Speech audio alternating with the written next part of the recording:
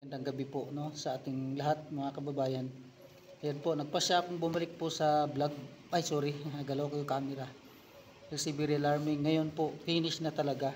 Finish na talaga si Pangulong Bongbong. Kasi ngayon ko lang po napanood, ngayong gabi lang, sinabi na talaga, no, in public sa harapan ng ating mga kapatid na Iglesia ni Cristo na yung kanyang kapatid na si Bongbong Marcos ay talaga pong nagda-drugs. Kaya po, believe din naman ako kahit na ako sa totoo lang, mabigat sa kalooban yun bilang nakakapatid, bilang isang kapatid na nakakatanda. Nasabihin niya in public, nasa television, na maraming naroon, lantad sa social media, lahat na may kakayahang kumuha ng video ay ayan po. Talagang in public, sinabi niya na yung kanyang kapatid ay talagang nagdra-drugs. Kaya ito po, panoorin natin.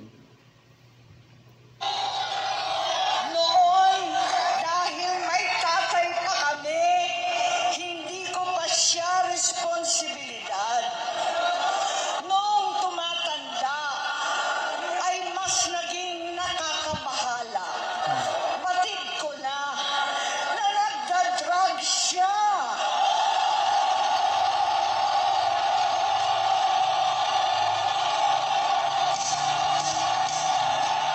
Nalaman ko at ng pamilya, nalaman ng pamilya, seryoso ito.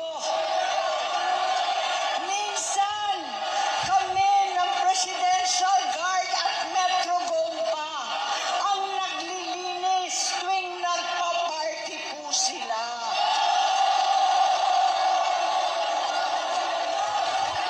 Nabuhay kaming magkakapatid sa ibang bansa. Kami-kami lang. Kinumbinsi ko pa si Bongbong. Pakasalan mo na si Lisa.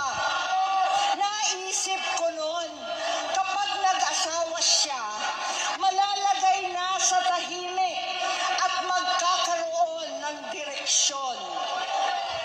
Ang laki ng pagkakamali ko. Mas lumala ang kanyang pagkalulong sa droga.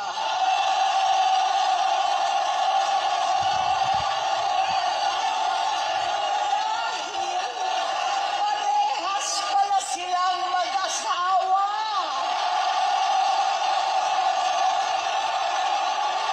Finish na talaga naman. Grabe mga kabarangay itong nangyari talaga sa bansa natin. Tama talaga sinasabi ni Tatay Digong. Isa sa rason na yun, malinaw na, isa sa rason kung bakit pinilit nila talagang bitbitin si Tatay Digong sa dahig kasi nga sinasabi ni Tatay Digong na positive na gumagamit ng drugs ang atin pong Pangulo. Mga kababayan, grabe po ang nangyayari po sa atin pong bansa. For the first time in the Philippine history, for the first time, nagkaroon po tayo, nagkaroon po tayong isang Pangulong gumagamit ng drugs.